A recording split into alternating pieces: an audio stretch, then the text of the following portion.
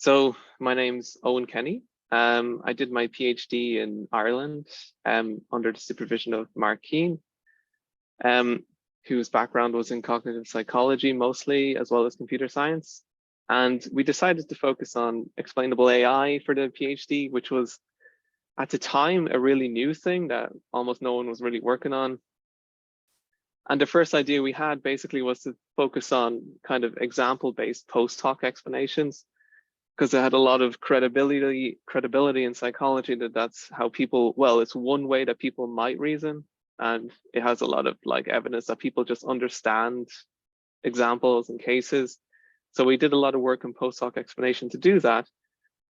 And then when I came over, when I finished, I started a postdoc here in MIT, and my research didn't change much, but I did veer more into reinforcement learning rather than supervised learning, just because there's just more expertise on that in my lab, and it's also more of a kind of untapped area in explainable AI. There's a lot of stuff in supervised learning, but pretty much everything in reinforcement learning just kind of revolves around building post-hoc decision trees for symbolic domains.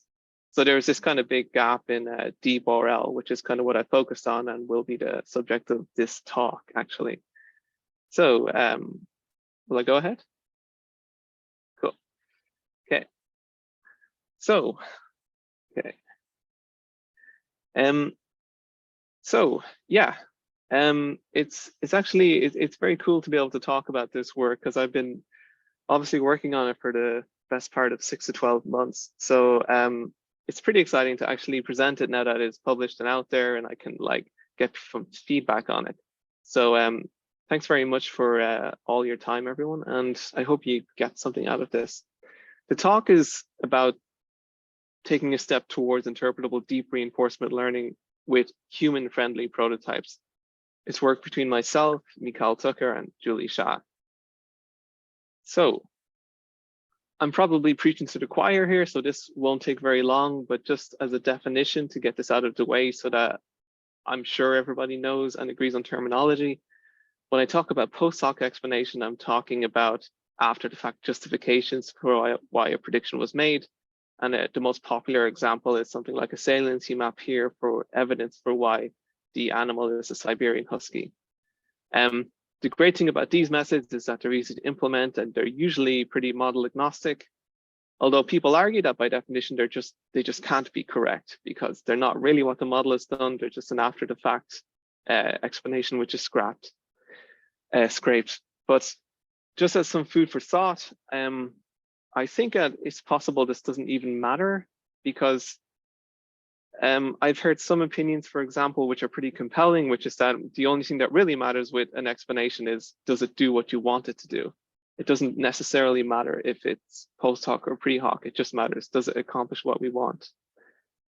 But then when we talk about pre-hoc interpretability, I'm essentially talking about inherently interpretable models, which have the advantage of always being a correct explanation.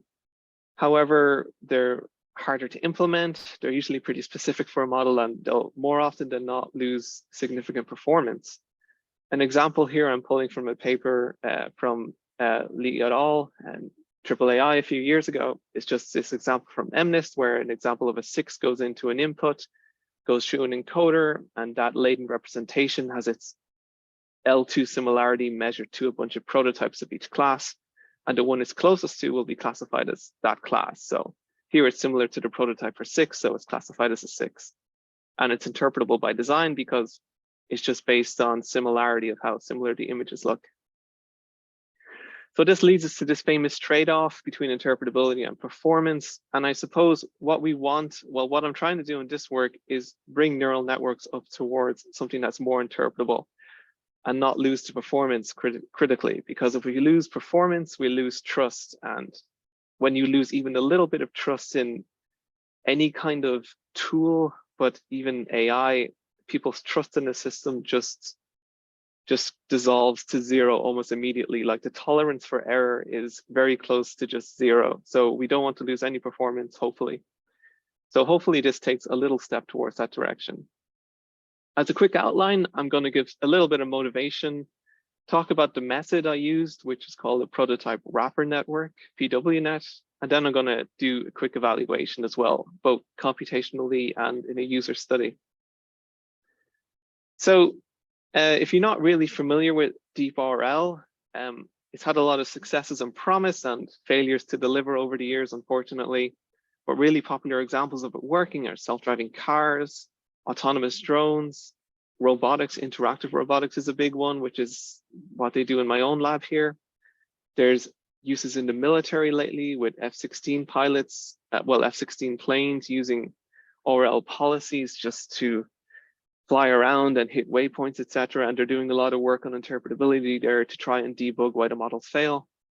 And a really famous example, of course, is AlphaGo, which I'll touch on now in a second as well. So the fundamental problem that we're trying to solve here, I'm going to take a little quote here from a paper by Cynthia Rudin et al., which was the 10 grand challenges of interpretable AI. And the 10th one was on reinforcement learning, where they say, as far as we know, there's currently no general interpretable, well-performing methods for deep reinforcement learning that allow transparency of the agent's actions or intent. So I kind of read this challenge and I thought that this would be an interesting thing to try and address. The key things being it should be general and that there is just so many different RL techniques for training an agent. And if you do something specific for a specific technique, it's probably not going to be very exciting because it won't generalize. And next week there'll be a better algorithm and then it becomes obsolete. So it's important that it should be general. Of course, we want interpretability and we don't want to lose performance as well. So this is a slide from an ICLR keynote last year by Bean Kim, where she was talking about this idea of having like a common language between AI and humans as a way to kind of bridge this interpretability gap. And she used this example of move 37 from the AlphaGo game, which was sometimes called, I believe, the God move or something like that, where the idea is that this is something the machine knows that we don't know. So it's in this space on the right. And what humans know is on the space on the left, and we want something in the middle where we can kind of communicate. And what this work is kind of proposing is that perhaps human-friendly concepts instantiated by prototypes do one way to fill up this gap a little bit. And I'll explain exactly what I mean by that now, because these terms, concepts and prototypes are thrown around a lot, and I just want to make sure that it's clear what I'm talking about. So if you just look at a toy example here of 3 clusters of data, you could imagine the top left might represent a cat's ears, maybe the top right represents a cat's eyes. When I talk about a concept, I'm essentially talking about a group of data points which are quite similar to each other. So here, for example, again, this could represent a cat's ear, for example, just a bunch of images which look similar to a cat's ear. And when I talk about a prototype, I'm essentially talking about the average of all of these things, or the center example, which kind of sums up the general knowledge of what that concept is. The domain that I decided to test this on is this car racing domain, if you're not familiar. I'll just play a quick video of it. The reason I chose this domain is because it's the simplest domain for deep reinforcement learning, which is kind of important because I didn't want to do symbolic domains where the inputs are just things like a position, the next y coordinates, or speed.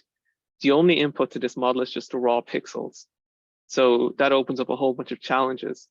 And also because it had 3 continuous outputs, so it's not discrete, that also opens up a whole bunch of new challenges to be solved as well. So that was the motivation for picking this domain. Okay. So the first thing that is important to think about is what are even the concepts in driving. Thankfully, because we humans instinctively understand driving pretty well, it's actually possible for a human to come along and define what are the concepts that we should care about. So there's 3 output actions of the car: steering, accelerating, and braking. I looked at accelerating and braking and I thought that they were already pretty clear concepts that didn't need to be broken up anymore. But when it came to steering, I decided to break it up into turning left and turning right. In truth, I could have added a third one, which maybe said, driving straight or driving a little bit to the left or doing a hairpin turn. But from a performance perspective, it wasn't necessary to break it up any more than this. And I thought it was enough for like a first step into this XAI domain, which is pretty much completely unexplored. So I wanted to kind of go for a lower hanging fruit and not overcomplicate this too much as well. So these are essentially the 4 states I use to represent these 4 concepts, which are 4 prototypes I'm choosing here. They are 4 real examples of the car just driving around that I pulled out of many simulation data I ran. So I ran it in the domain many times. So I had this huge training data set in essence. And I picked out these 4 examples as the prototypes to force it to reason with, essentially. The top left represents accelerate because it's just a straight road. And this is just a prototypical example of when a car would accelerate. And again, turn left, turn right is probably pretty obvious. And the braking was chosen here. I didn't purposely choose a hard left turn, but the idea is it should generalize for a hard right turn as well, because we obviously want a car to brake when it's turning a corner. This is the architecture of the wrapper network that I proposed. Essentially, the first stage here is we have some type of a state input to a pre-trained agent. So that's important. We're not actually training a new agent. We're actually taking a pre-trained one in the domain. And we pass through that state S into an encoding Z. But we're essentially chopping off the last linear layer of the pre-trained agent. So we just get an embedding from the state, which then we can do more stuff with. In the next layer, this is where the wrapper network begins. There is a separate transformation for every single prototype that we're using. And this is pretty notable because all the prior work that I know of, at least in this prototype domain, always uses a single transformation where they put all the prototypes together. But one of the novelties in this work was we actually use a different transformation for every prototype. And this actually boosts performance quite a lot, which was, I guess, not surprising because it's just more parameters to work with. And then in the next layer, this state S has its similarity measured to these predefined human prototypes. And then this outputs a similarity score. Like here, for example, it's not very similar to turn left, so it outputs 0.01, but it's quite similar to turn right, so it outputs 0.3. And it's quite similar to accelerate, well, half similar, so it outputs 0.25, for example. And then this goes through, again, a human-defined weight matrix, where, for example, left turn is a negative weight and turn right is a positive weight. And they just add together to output a steering value of 0.29. The possible range for steering was -1 to +1, where -1 is like left turns and +1 is right turns. So it makes it to attach a negative weight to left turn so that I can just explore that area completely. In theory, if it's not similar to any of them, it will just drive straight because it will output 0. Or if it's equally similar to both of them, it will also output 0. So we also added on activation functions here just to make sure it was capped into the right ranges, like a tanh function for steering and ReLU functions for braking and accelerating. The training process, so just to do it at a high level, we're essentially acquiring a pre-trained agent in some domain.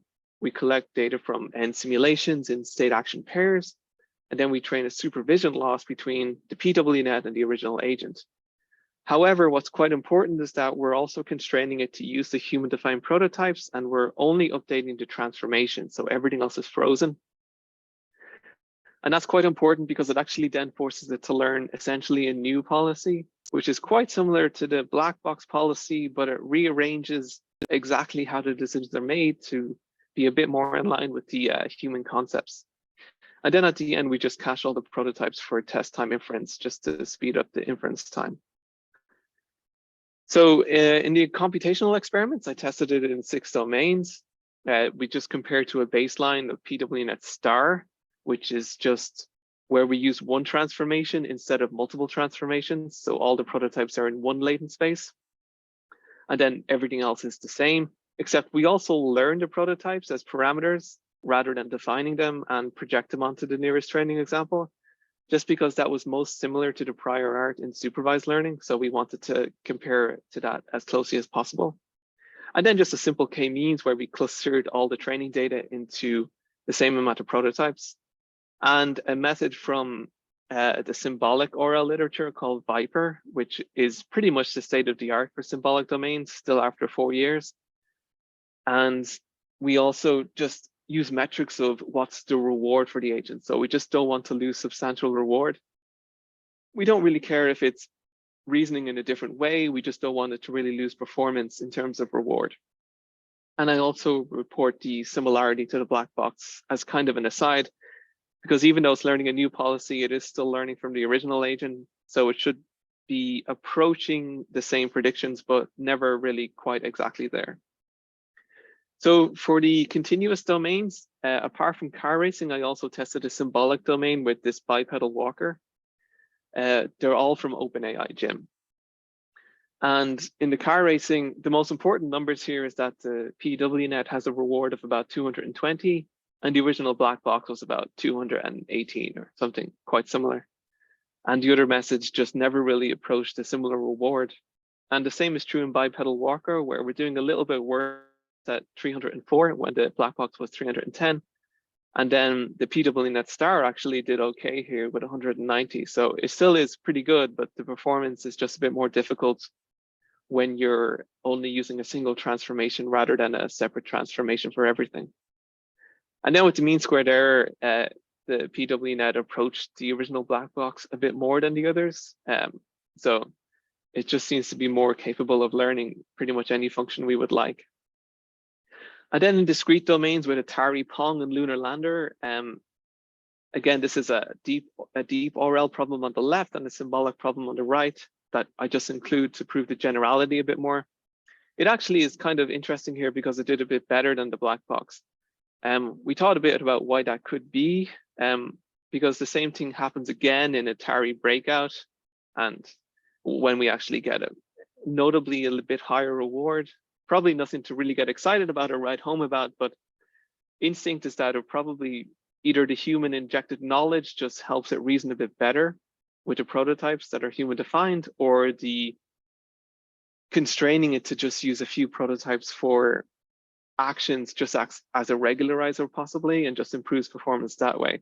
It's not quite clear yet exactly why it sometimes improves performance, but quite often it won't improve performance or even make it a little bit worse. So it requires a bit more research there to know exactly what's going on.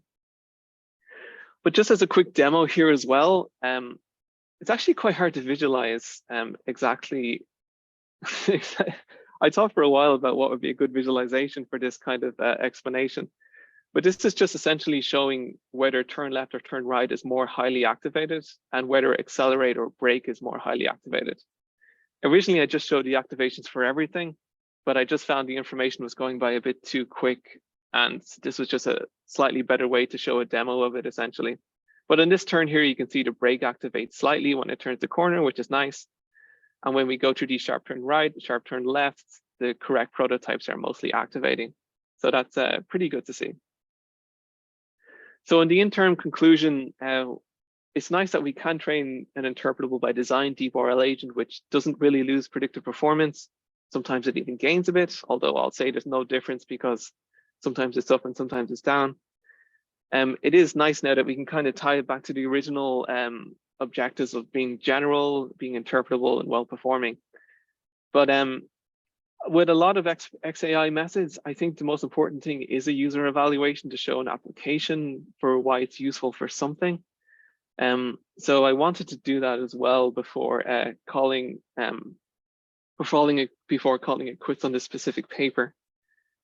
So for a user evaluation, there's two possible ways you can do an explanation with this network, which is a local or a global explanation. The local one would just be an explanation of an individual action, and the global would be an explanation of the car's overall knowledge. So for the local explanation, it would literally be this here, where we're just showing the similarities to different prototypes in a specific state, and then we give the output based on the similarities. And then the global explanation would be something like this, where I just show people the main concepts it uses, and that's their high-level explanation of how the car works, essentially. So I decided to go with the global explanation because there was some literature showing that the local explanations in deep RL don't seem to help so much. So I thought it would be more promising to pursue the global explanation and see if I show people those concepts, can they predict when the car is going to crash because of out of distribution errors? the motivation is it's not always possible to present simulation or training data to users. Like if I gave people a robot for their house and I said, you know, here's the main concepts the robot uses, here's some images representing those concepts. Hopefully you can predict where it's going to fail or where you would trust the agent in your house or where you wouldn't. And also because even if you show people simulations, there's no guarantee they'll see everything it's really encountered. And some simulations take a really long time, like in AlphaGo, for example, or a chess game.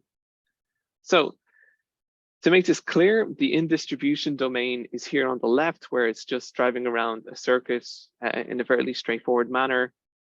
It never crashes. It does really well. It does drive off the road a bit because it's maximizing its reward function there, but overall it's okay. The out of distribution domain is here on the right, where we introduce like T-junctions, obstacles on the road, a bunch of narrower roads, and eventually it drives off the road and crashes. So we chose these 20 materials, 10 in distribution and 10 out of distribution to show people, basically seeing if they look at the concepts, can they basically identify where they would trust the car and where they wouldn't trust the car, essentially. So an example of a material here would be where we ask people in step 1 to just note the situation of the car. Step 2 is recall the learned concepts of the car, which is the explanation essentially. And then step 3 is the car will drive safely in this situation. Do you strongly agree or strongly disagree? So it's pretty straightforward. There were actually 3 control groups as well, though.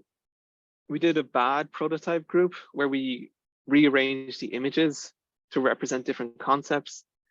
And the motivation is that it is possible to learn a PWNet which uses bad prototypes which are not human intuitive. So this is kind of motivating the need to use really intuitive concepts and prototypes for each of the actions for turning left and turning right. Because the algorithm itself doesn't rely on having really interpretable prototypes, but we're hoping to show that human performance really relies on having interpretable prototypes.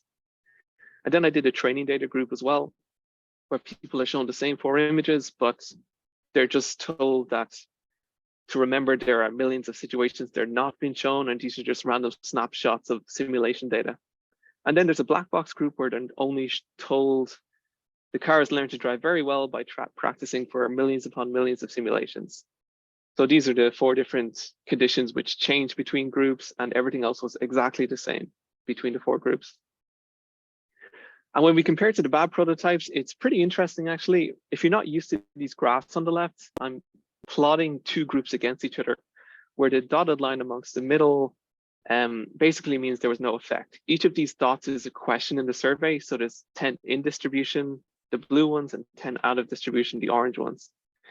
And the orange ones here average out to there be no effect. So when things are out of distribution, both people perform the same essentially. But when things are in distribution, the bad prototype group are much more likely to think it's going to crash because the images are just associated with non-intuitive actions. And we also gave people a NASA TLX workflow questionnaire, which basically showed that people with these prototypes just find the task of using it just a lot more taxing, which is maybe not surprising, but pretty cool to see actually. And then in black box comparison, there's absolutely no difference for in distribution materials. They both think it's going to drive safely, but then out of distribution, the black box group thinks it's going to do a lot better than it actually does. So you could say it inappropriately calibrates trust in the system. They're way too confident that the black box is actually going to drive safely when it just won't. But when they see the concept explanation with the PWNet, they're much more likely to correctly predict that it will crash. So it kind of appropriately lowers people's trust in the system. Because we don't want to just maximize trust, we want to calibrate it to be what it should be. And in these out of distribution problems, it should be low trust. So thankfully, the concepts kind of calibrate that trust. And the same thing happens for the training data group, except it's just a little bit less extreme. They're actually just a bit better at recognizing when it will crash. So just showing people training data is actually still really effective, it shows, but just not quite as effective as showing the concepts summarized in the PWNet.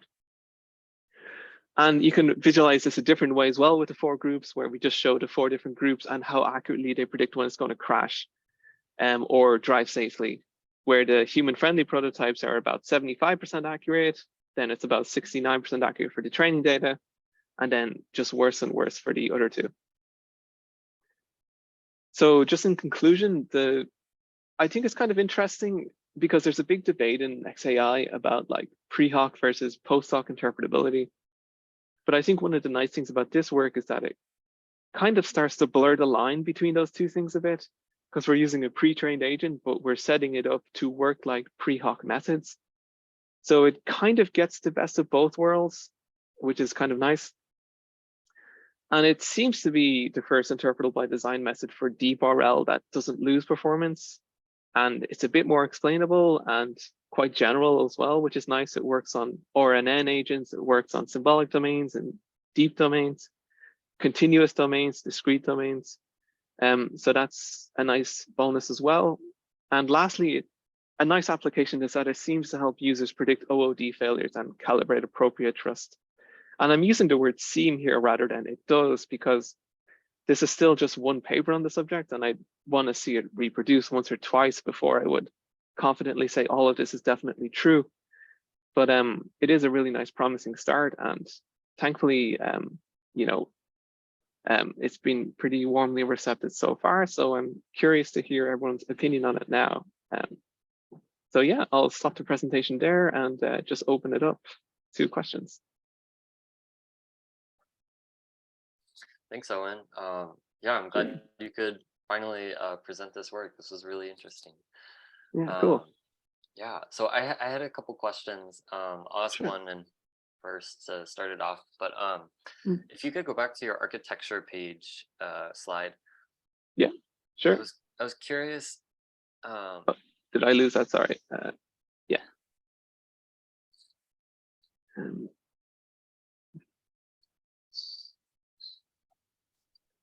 Yeah, here it is. Yeah, here. So how do you calculate the similarity between the ZIJs and PIJ? If I assume Z is an embedding and then the PIJ is an image, right?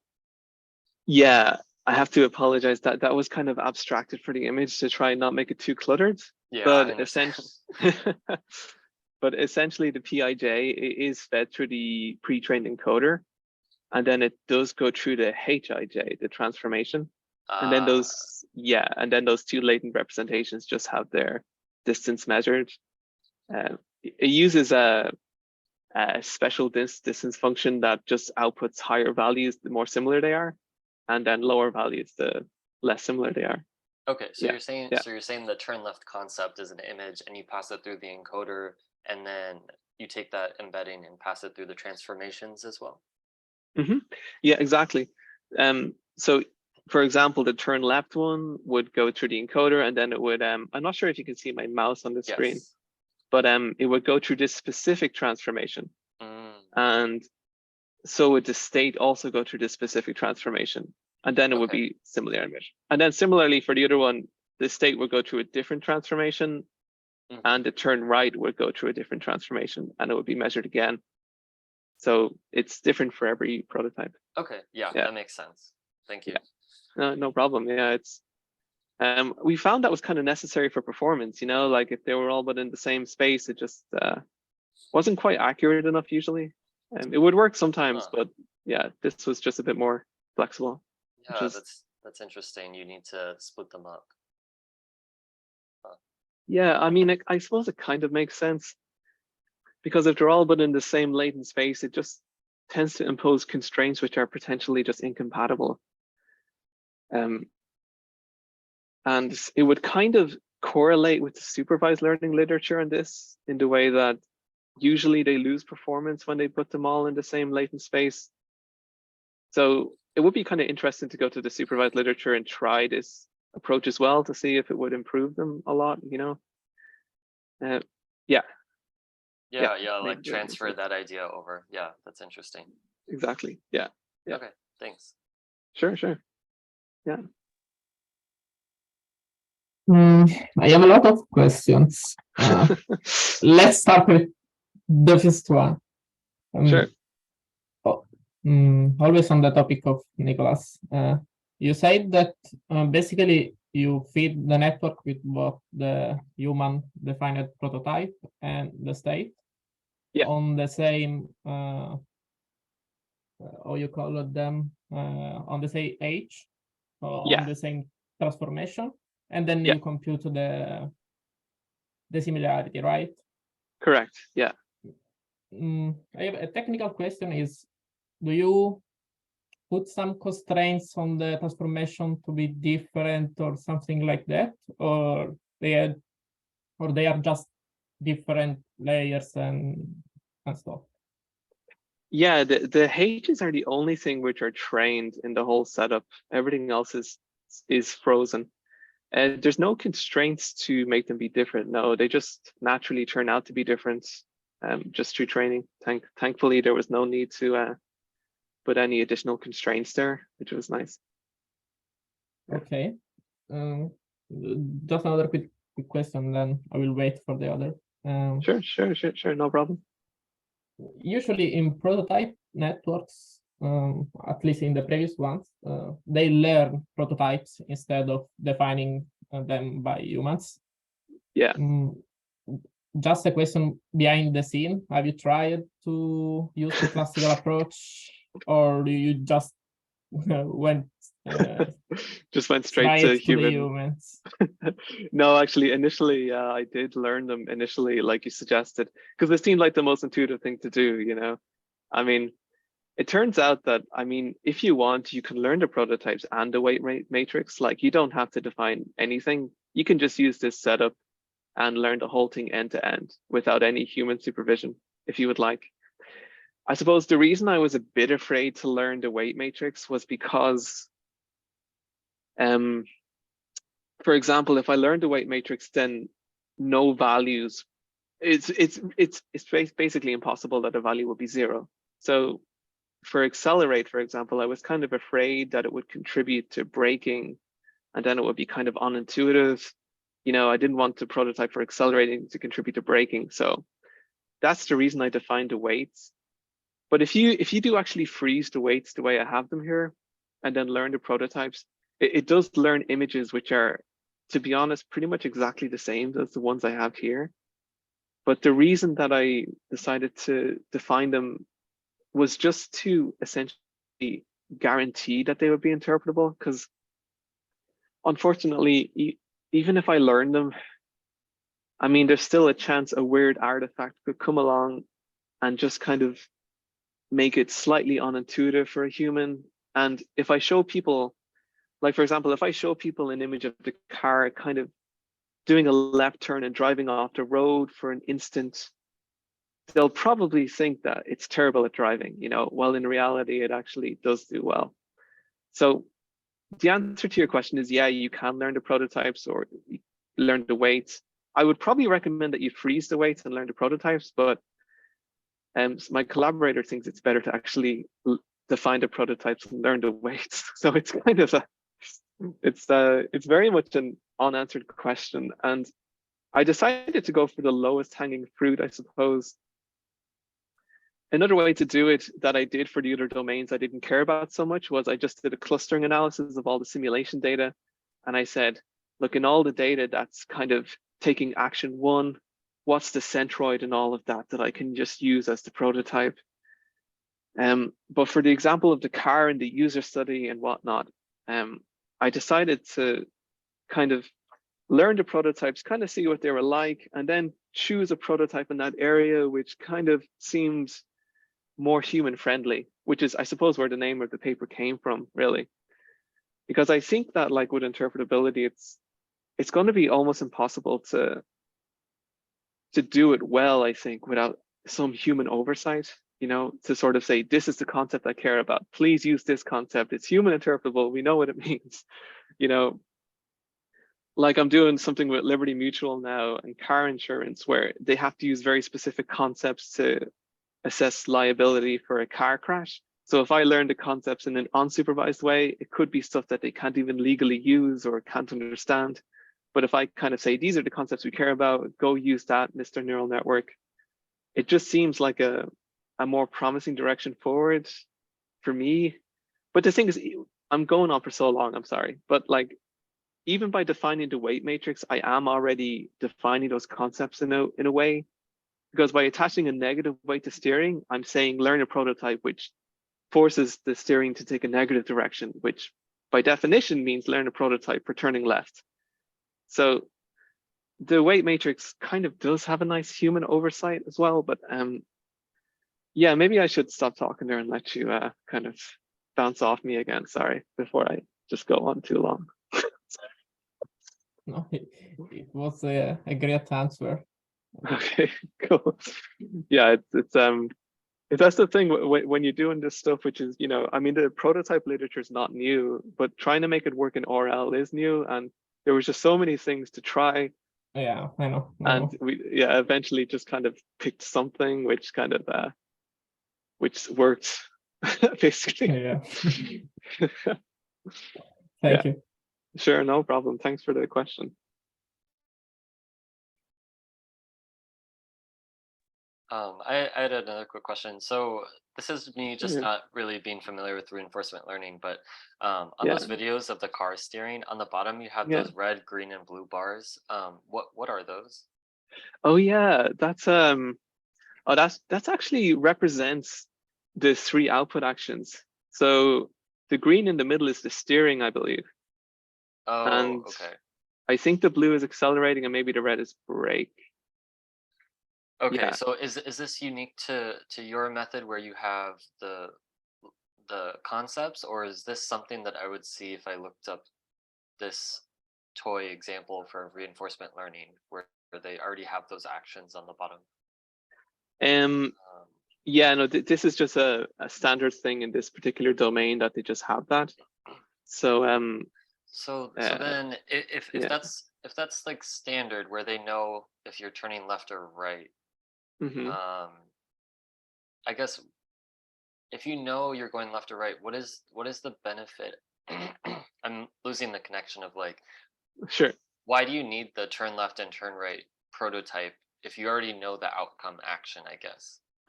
Yeah, I guess because we don't know the reason for the output action, even though you have it. And so like if you're turning left and then you say, oh, well, the reason you're turning left is because I show you a turn left prototype. I guess you're saying that's helpful to users?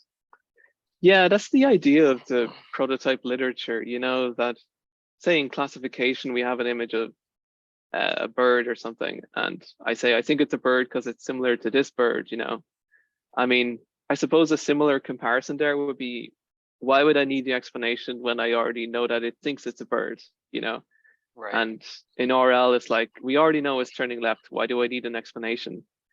I mean, I suppose it's the same idea in that, well, okay, it's turning left the same way it's classifying a bird, but now the reason it's a bird is because it looks like this other bird, and the reason it's turning left is because this current state reminds it of the prototype for turning left. Okay, and yeah, it's just the same setup. I mean, I think that the literature and example and prototype-based explanation still has, a long way to go, in terms of being really useful, which is probably true for the vast majority of explainable AI, unfortunately. But I think they are making a lot of progress, and that was the motivation for the user study, to kind of show some application of it as well, which was potentially useful. So I'm always a big proponent of doing those studies, because there's a lot of XAI techniques, and it's hard sometimes for people to show that they're useful for something practical, So I thought myself that the global explanation was currently, in its current form, I thought the global explanation was more useful than the local explanation. And partly because, RL is like a sequential decision-making thing, so in a way, an explanation for a particular action, is more useful in some domains than in other domains. It depends on the exact setup, I suppose. In this situation, it's probably less useful because it's making 60 actions a second, essentially. So it's kind of, it's a lot of information to take in. You'd have to go through frame by frame and kind of assess what's similar and what's breaking. So yeah, I think I think the nice thing about, though, that I really like about the example and prototype literature is that it seems to be, it's quite accurate. Like the performance of them is quite good compared to some other methods. There's a lot of potential for just accuracy and performance compared to some other XAI methods. And again, they're kind of intuitive, it's in line with the two ways that psychology thinks people make decisions, which is by prototype theory or exemplar theory. So, and again, they perform well. So I suppose I'm a believer in the method, but I acknowledge that, there's still other ways it could be improved in the future. And in a way, I probably shouldn't talk about it because I'm kind of diverting from the work that's already been done, and I'm talking about 5 years in the future. No, that's okay. but I think ultimately, like, probably the explanations just need to go into more detail for why they're similar. Like, I know that this image is similar to this in the latent space, but it would be nice to have more detail to know exactly what is similar about it exactly. Like, do you think that the speed of the car is similar? Is it the road that's similar? Is it, the grass that's similar? Yeah, it would be interesting if so I know you mentioned, what if I took the turn left and I broke it down into more degrees of turning left, right? I wonder if you did that and had different images of like a 30 degree, or not 30 degree, whatever degree turns, of differing degrees, and see if those explanations would, give you finer granularity or resolution, if that would help or be more interpretable, I guess. I think they definitely would, and that's also could be a problem for the user study then, because if I define too many concepts, it could be too much information to show people as well. And then that presents another problem of how do you present it to people. That's probably part of the reason I use less prototypes. Yeah, I understand. But you're right. But you're right though. Like, I mean, like braking, for example, in these out of distribution materials I used, there are these red obstacles on the road at the bottom, and you could imagine using a prototype of a red obstacle to explain why it's braking if it was trained to avoid those obstacles, which is another nice way you could break up the concept of braking into multiple prototypes. And in a way then, like, one of the things we're trying to look at now is like how to actually maybe start off the learning process with one or two human defined things and then allow it to kind of branch out into those other prototypical situations to give a bit more granularity, So yeah, that's interesting. Yeah, from a performance perspective, it doesn't seem to be necessary, but it's still such a kind of new area that I'm avoiding making any definitive statements, or I'm trying to avoid. That seems common in interpretability. Again, why I'm using the word seems in the last slide all the time.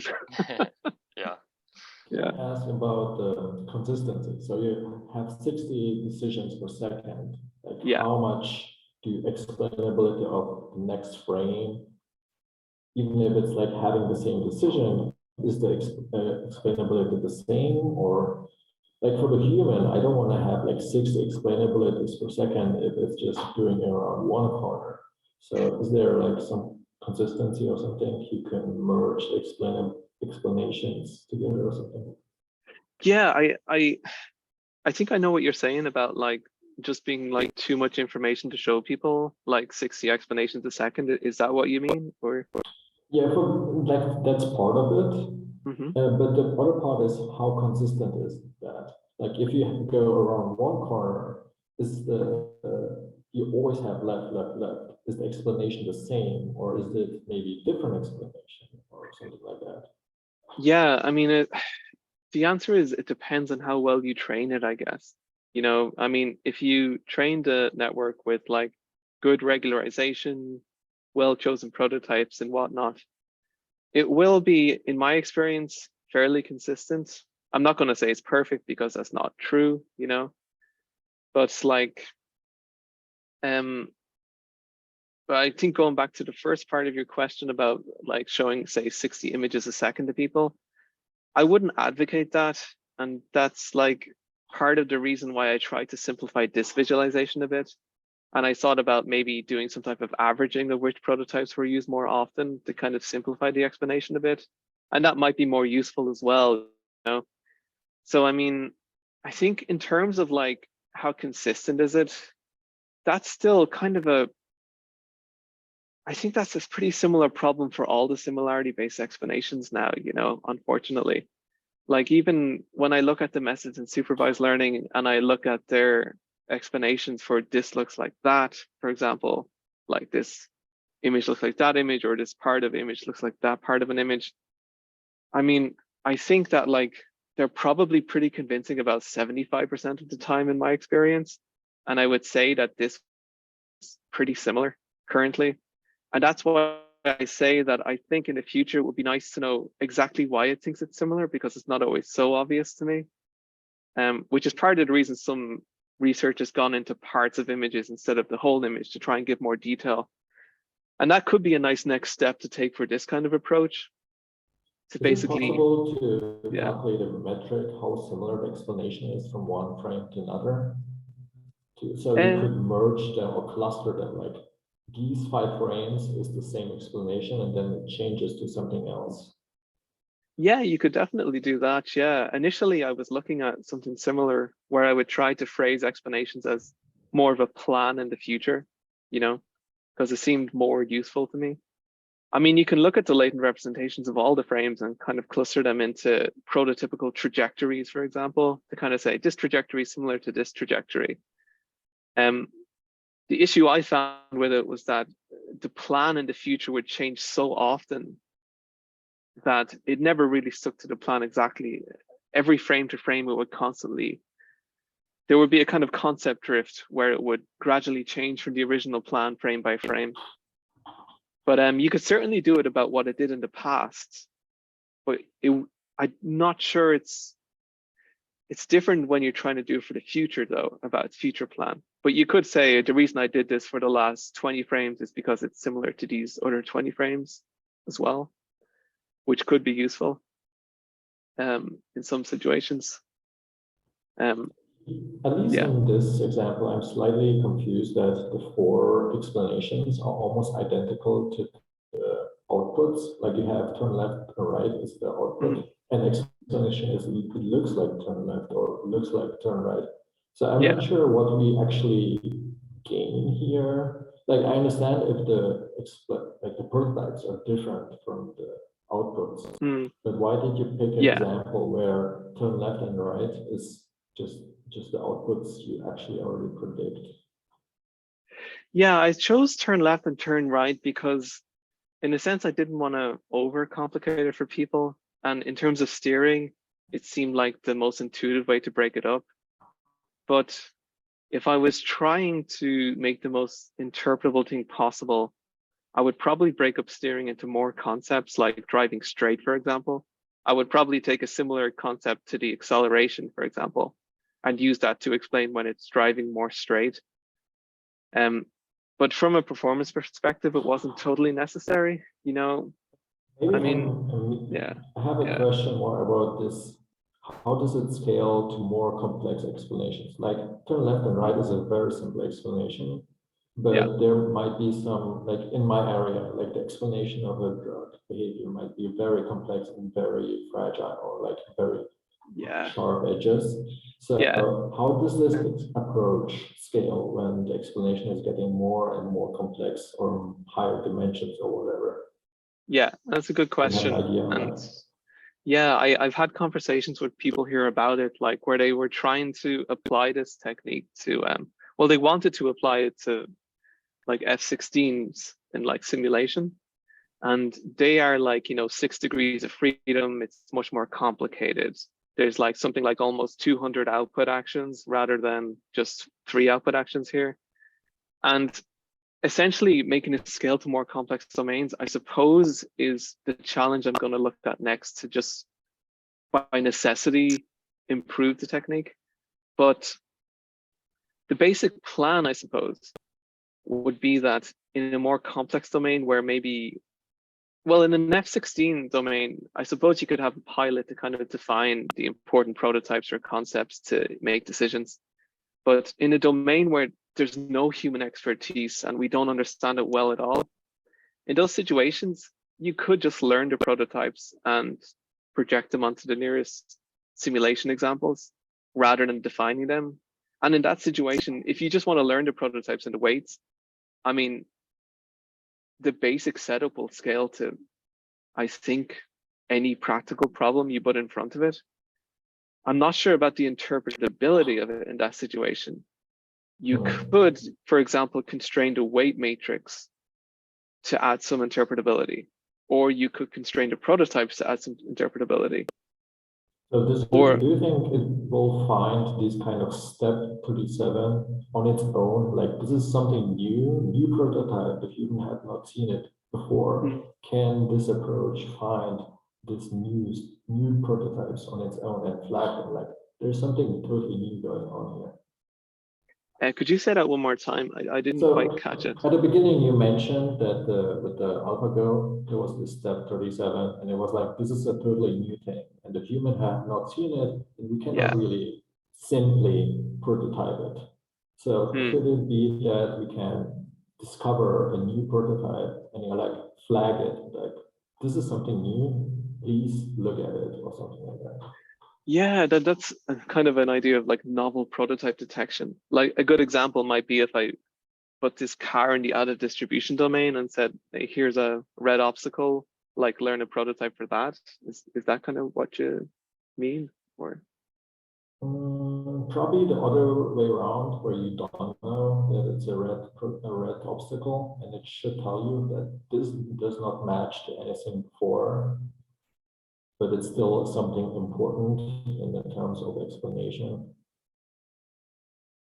okay. So just to make sure I understand the question, if I have this car here, which is just one I train normally, and there's a red obstacle in front of it, you're suggesting like, here is a new thing I haven't seen before, and what exactly? Yeah, suggesting that this should be a new prototype. Like, this should be like, we have 4 prototypes. Let's make a next one, because it is very different to the previous one. Oh yeah, I gotcha. I think that in that situation, the agent would need to be trained to recognize the red obstacle, you know.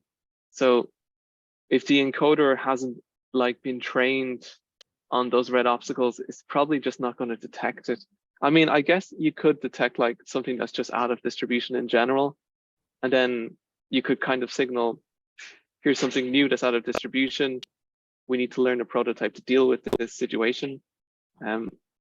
That's probably outside my expertise, but I certainly know that this whole novel class detection thing has a huge literature, and it would be cool to look at that problem though. I mean, possibly it would be pretty cool if like just showing one example could actually learn an appropriate prototype and deal with it even slightly better than nothing, you know? Yeah, but I'm not going to pretend to be an expert in that area exactly now. Okay, so we're coming up on time. Really great questions. I'm going to pause here and just stop recording. If anyone wants to stick around for more discussion, more than happy to. But yeah, I just want to thank everyone for being here and also just being part of this community and tuning in. So thanks. I'm going to stop recording now.